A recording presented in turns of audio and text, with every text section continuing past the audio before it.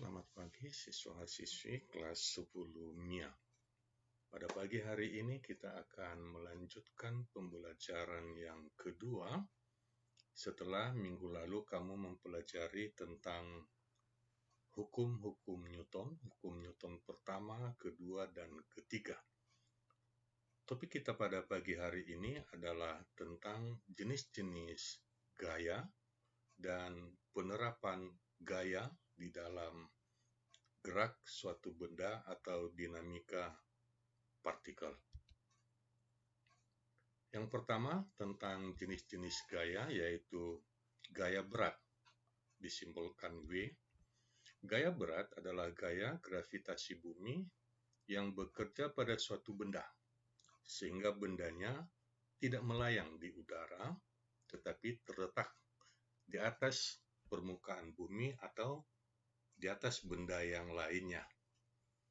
Oleh pengaruh gravitasi, maka setiap benda yang dilepaskan itu akan jatuh menuju ke pusat bumi secara vertikal.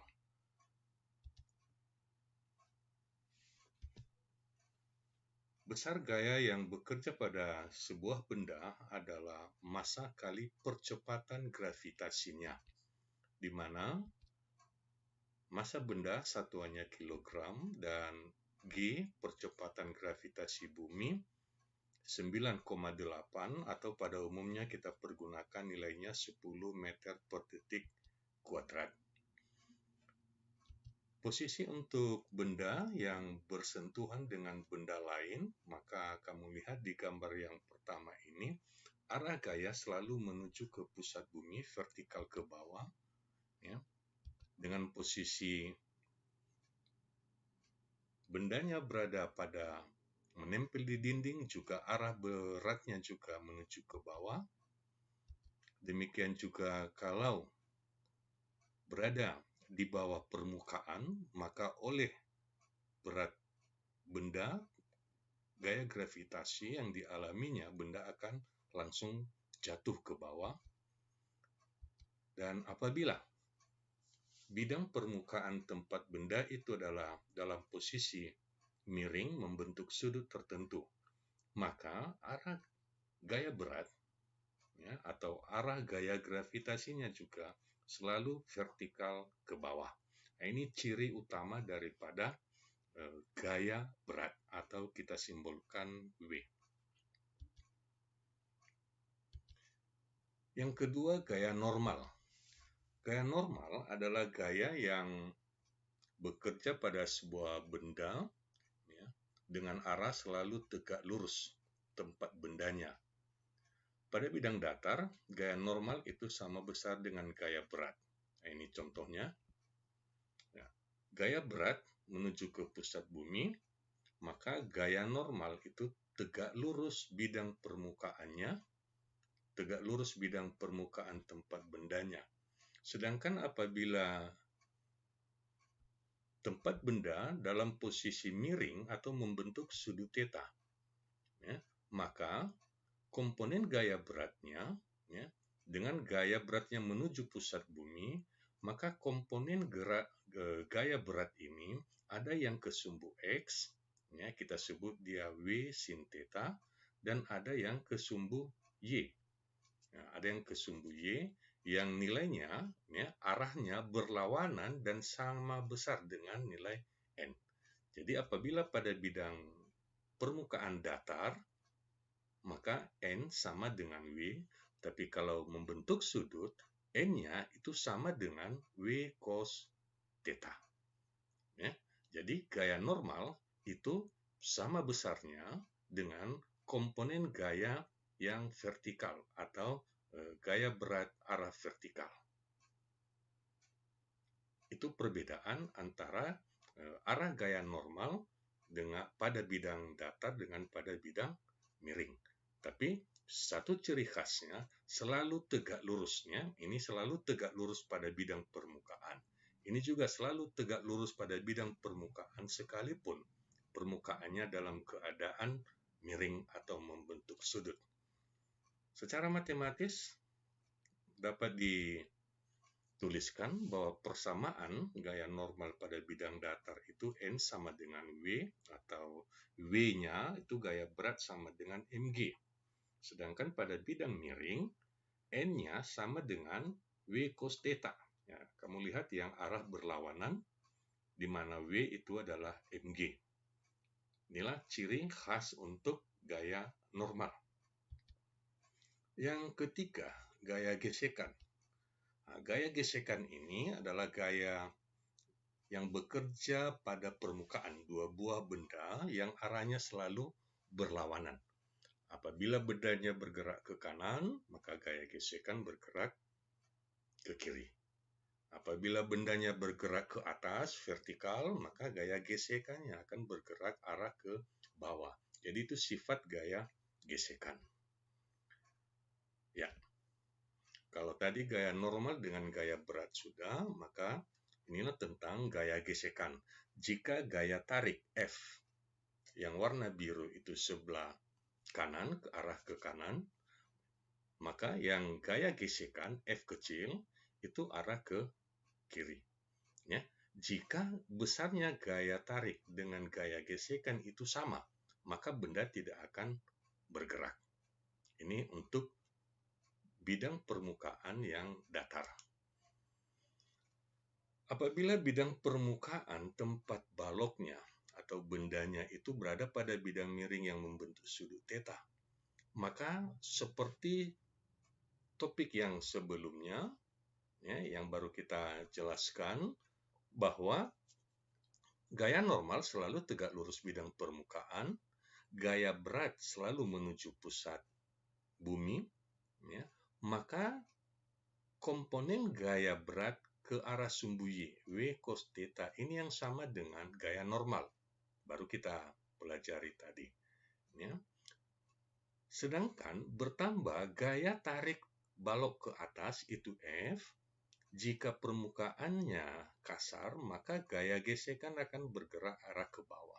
Sehingga kita dapati bahwa jika gaya yang menarik benda itu ke atas F, maka gaya yang menarik ke bawah, ada dua gaya yang menarik ke bawah, yaitu gaya gesekan dan gaya komponen gaya berat, yaitu W sin theta.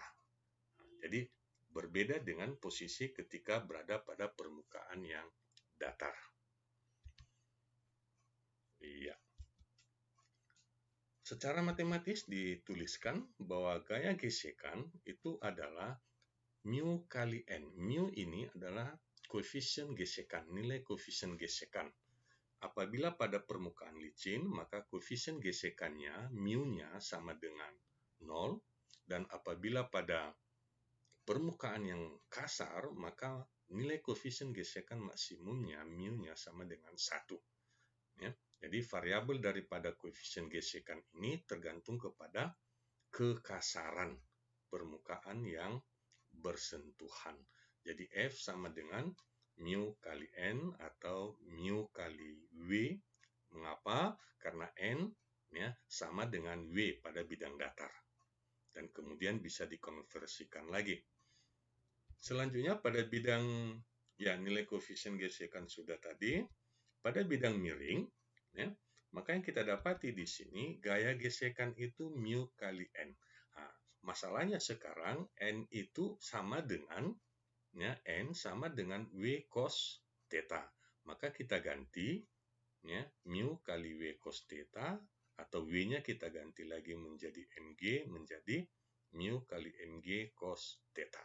Jadi inilah gaya persamaan gaya gesekan apabila benda pada bidang datar yang kasar atau apabila benda berada pada bidang miring yang juga kasar.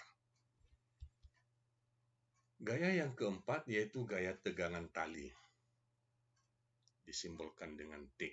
Jadi gaya tegangan tali ini adalah gaya yang bekerja pada kedua ujung tali yang menegang akibat adanya gaya lain. Nah, ini contoh, dua buah benda pada bidang datar, ya, mengalami terikat dengan seutas tali, maka ketika balok M2 ditarik dengan gaya F, maka tali yang menghubungkan M1 dengan M2 ini akan menegang. Nah, besarnya tegangan tali yang dialami oleh tali yang terikat pada M1, ya, T1 yang menarik balok, itu sama dengan besarnya tegangan tali T2 yang balok yang terikat dengan tali T2. Ya. Nah, karena arahnya berlawanan dan bergerak bersama, maka yang terjadi tegangan tali di T1 itu adalah sama dengan tegangan tali di T2.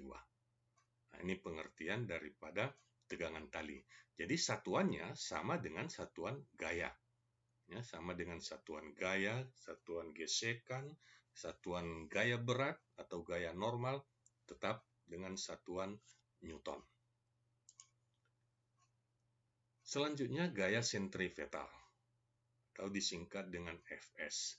Nah, gaya sentripetal ini adalah gaya pada benda yang bergerak secara melingkar. Ya. Nah, ketika sebuah benda diputar, apakah vertikal atau mendatar horizontal, maka akan ada gaya yang selalu menarik benda keluar, ya, sehingga bendanya terlempar. Jika talinya putus, maka itu disebut gaya sentrifugal. Sepanjang talinya tidak putus, maka gaya yang bekerja pada tali, ya, disebut gaya sentripetal atau tegangan tali, juga sering disebut demikian. Besarnya tegangan tali adalah sama dengan besarnya gaya sentripetal, yaitu mv kuadrat per r. Ya.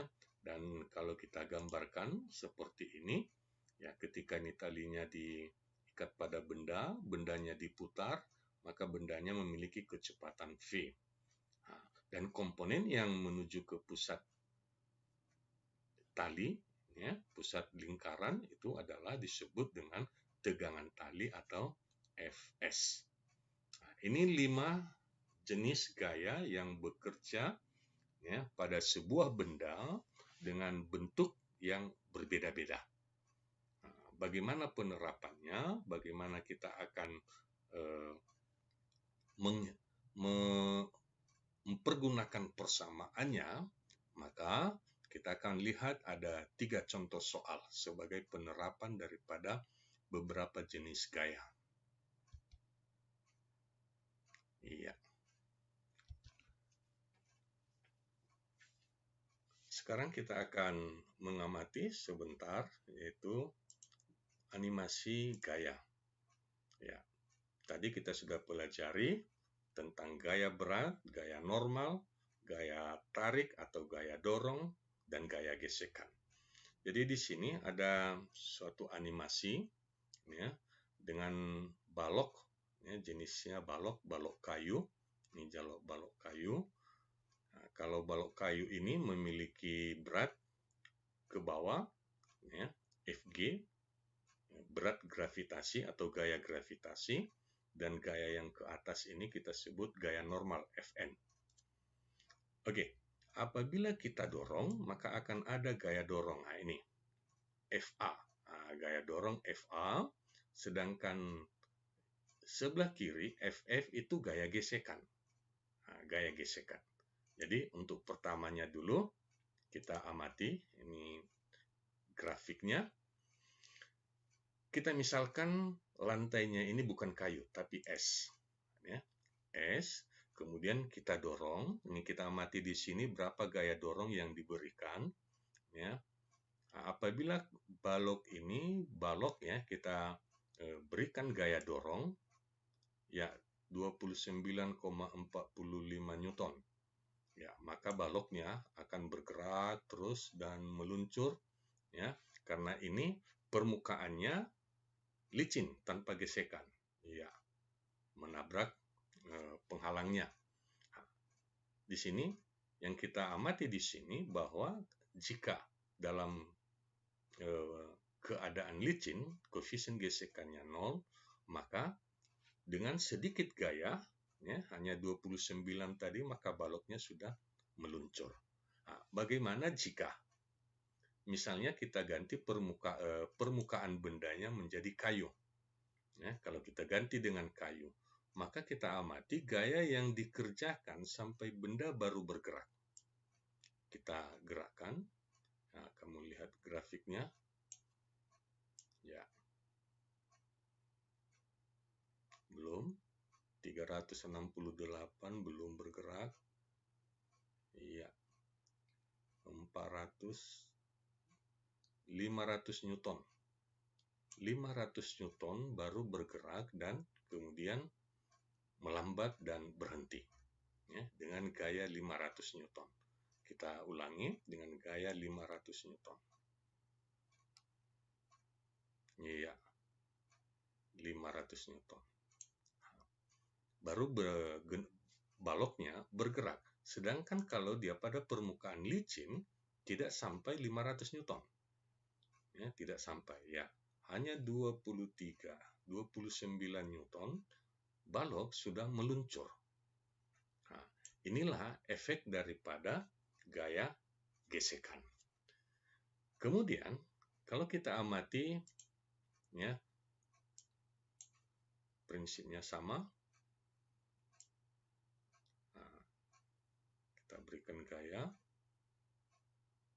Ya, belum. Ya, 500 Newton. Dan hanya sebentar kemudian berhenti. Nah, mengapa? Karena massa baloknya itu ada 100 kg. Kalau kita perkecil massanya, kita buat hanya 50, ya sekitar 50 kg. Maka untuk menggerakkannya hanya dengan sedikit gaya saja. Ya, sudah bergerak 247. Balok sudah bergerak.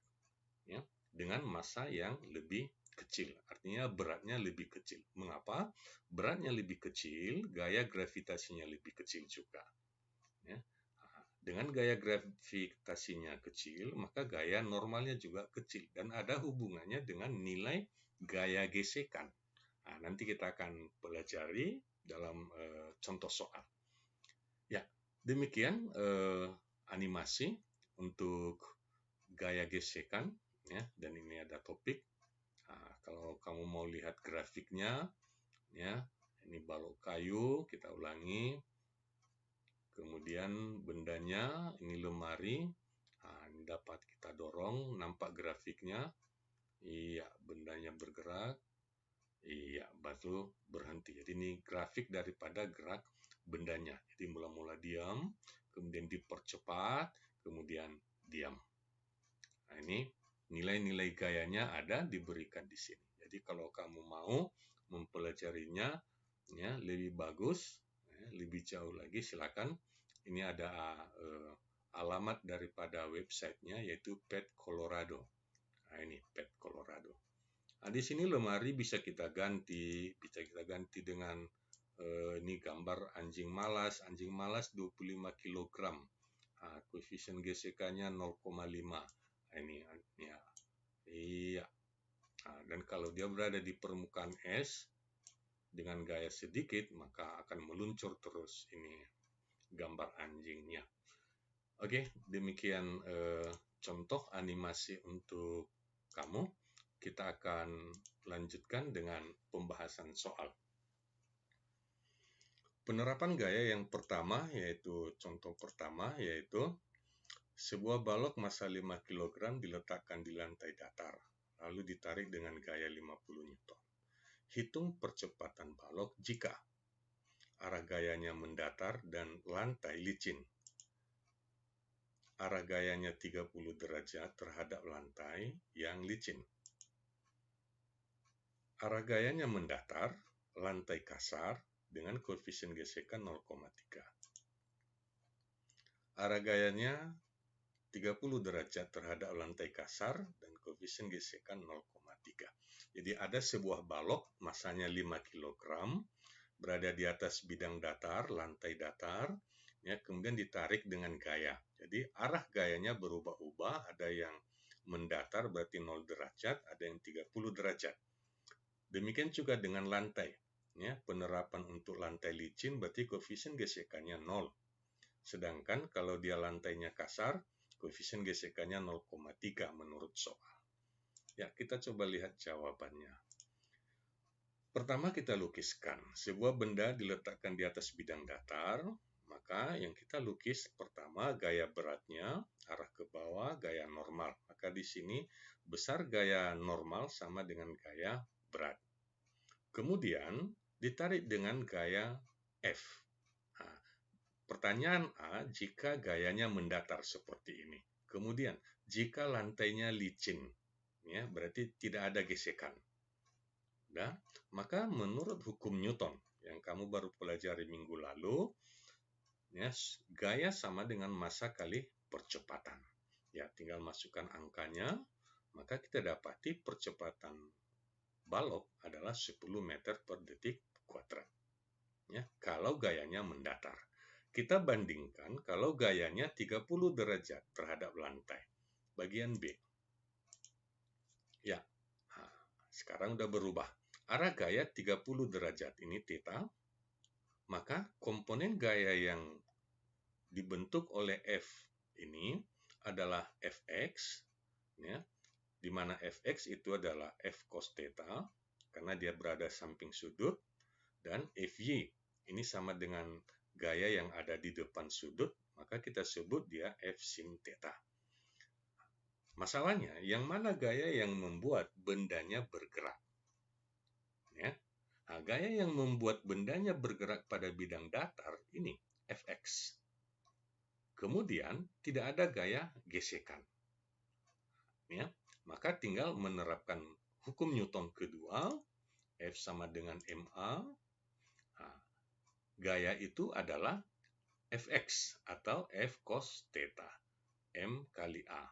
Maka diperoleh jika F-nya 50 Newton, ya, membentuk sudut 30 derajat, maka percepatannya 5/3. Ya. Nah, jadi berbeda. Kalau dia pada gayanya mendatar 10, maka kalau dia membentuk sudut sedikit lebih melambat, percepatannya lebih kecil, 5/3. Ini perbandingan untuk tanpa gesekan atau licin. Apabila permukaan kasar, ya, perbedaannya dengan bagian A tadi, ada gaya gesekan. Jadi ada gaya yang melawan, ada gaya yang memperlambat gerak balok.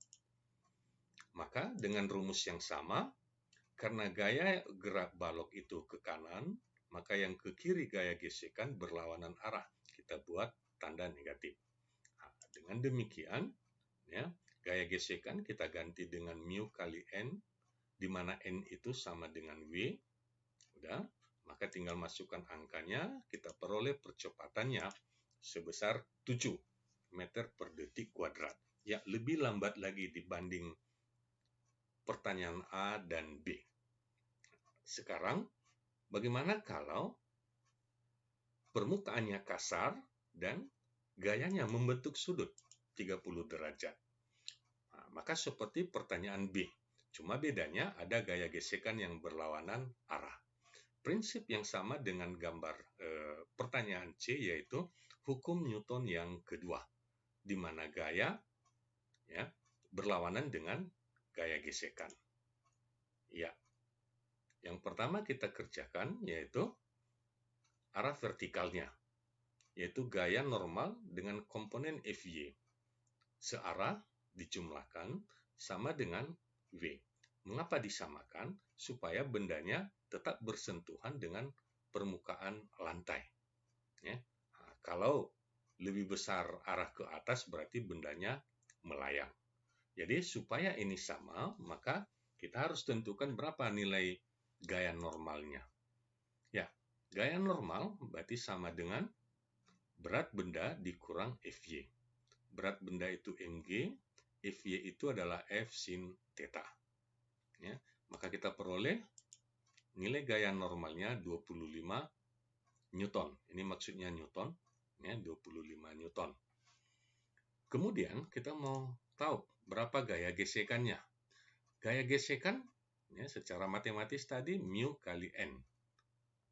Ya, karena pada bidang datar, maka kita dapati mu-nya 0,3, gaya normalnya 25, ya, maka kita peroleh gaya gesekan 7,5. Jadi variabel yang ada di dalam gerak benda ini, gaya normal kita udah dapat, gaya gesekan juga sudah. Sekarang berapa besar percepatannya? Ya, kita pergunakan hukum Newton kedua. Gaya yang menarik benda ke kanan yaitu gaya Fx, ya, komponen yang mendatar, dan yang melawan arahnya adalah gaya gesekan. Makanya dibuat tanda negatif. Sama dengan MA. Fx itu adalah F cos theta. Ya. Nah, kita masukkan nilainya, maka diperoleh percepatan 7,16. Ya. Percepatannya 7,16, sedikit lebih besar daripada percepatan pada pertanyaan 3 dengan gaya mendatar. Nah, inilah soal untuk contoh penerapan gaya-gaya pada hukum Newton. Yang kedua, sebuah balok dari 70 kg bergerak dengan kecepatan 20 meter per detik. Akibat bergesekan dengan lantai, balok berhenti pada jarak 70 meter. Tentukan koefisien gesekan antara permukaan balok dan lantai. Ya, yang pertama kita lukiskan seperti apa soal. Balok, ya, masanya 70 kg, berarti beratnya, ya, bisa kita dapat M kali G 700. Ya. Maka kalau ini beratnya 700, ya gaya normalnya juga 700 karena pada bidang datar. Balok mula-mula kecepatannya 20 meter per detik, ya, dan kemudian karena tidak ada gayanya, maka lama-kelamaan setelah menempuh jarak 70 meter, baloknya diam. Berarti kecepatan akhirnya 0. Ya. Nah, bagaimana cara menyelesaikannya? Maka kita amati pertama bahwa ini terjadi perubahan kecepatan. Berarti balok ini bergerak lurus berubah beraturan. Tentu kamu di semester 1 sudah mempelajari bagaimana sifat gerak lurus berubah beraturan. Ya, ini sekedar mengingatkan. Ya, maka kita peroleh nilai A dengan T minus 20. Kemudian hubungannya dengan jarak, maka kita peroleh persamaan daripada GLBB, ya, S sama dengan V0 T tambah setengah AT kuadrat. Atau kita sederhanakan seperti ini, sehingga kita dapati nilai T-nya, ya, sebesar 7 detik. Artinya, sejak bergerak 20 meter per detik sampai menempuh sejauh 70 meter, itu memerlukan waktu selama 7 detik. Nah, apabila kecepatannya, waktunya 7 detik, maka bisa kita hitung berapa percepatan bendanya. Nah, maka kita dapati percepatannya adalah negatif 20/7. Negatif berarti balok makin lama makin diperlambat. Jadi tanda negatif berarti diperlambat. Nah, sampai baloknya diam pada jarak ke 70 meter. Sekarang kita sudah mengetahui percepatan balok yang diperlambat. Ya. Yang kedua kita melihat apa hubungannya dengan gaya gesekan. Ya. Tentunya balok melambat karena ada gesekan. Berapa besar nilai gesekannya, maka kita pergunakan persamaan mu kali N. Maka kita peroleh gaya gesekannya 700 kali mu. Mu-nya belum kita ketahui, itu yang mau dihitung.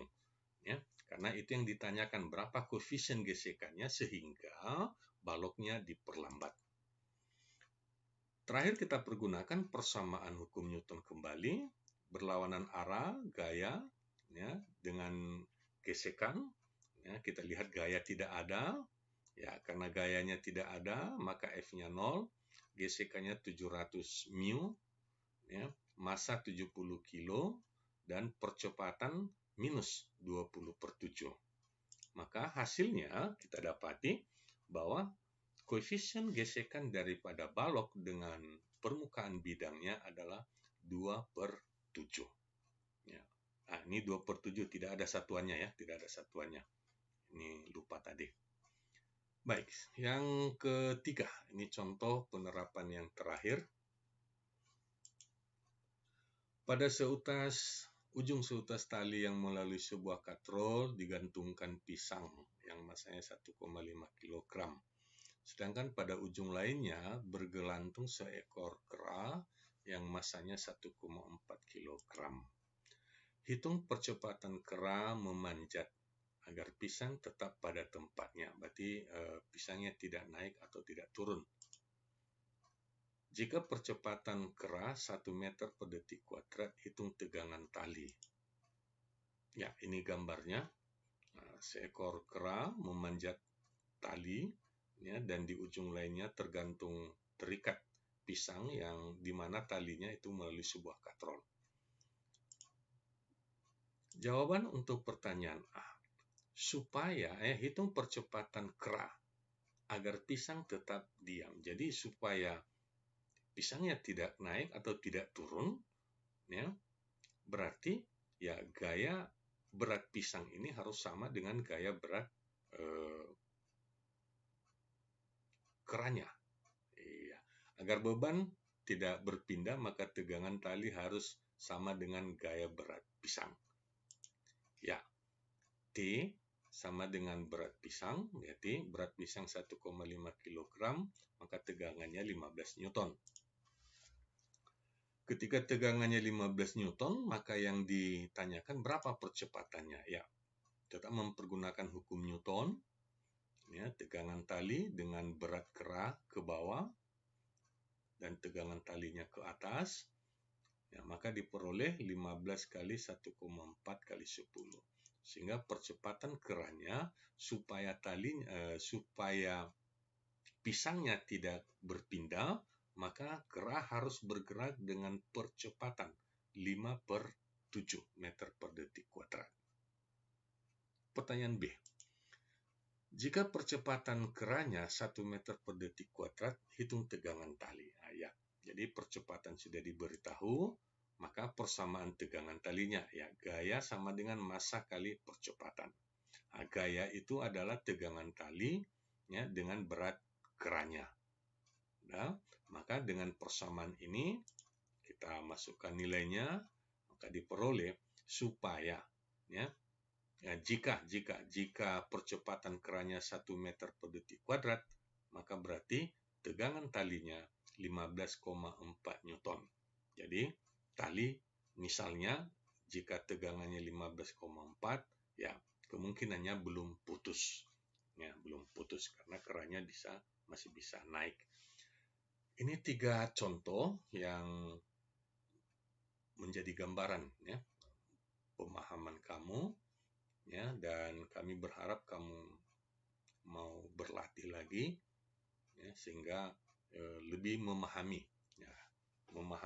konsep-konsep daripada hukum Newton dan penerapannya.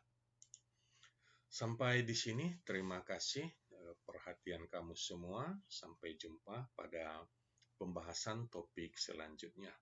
Salam sehat buat kamu dan jaga kesehatan selalu. Terima kasih.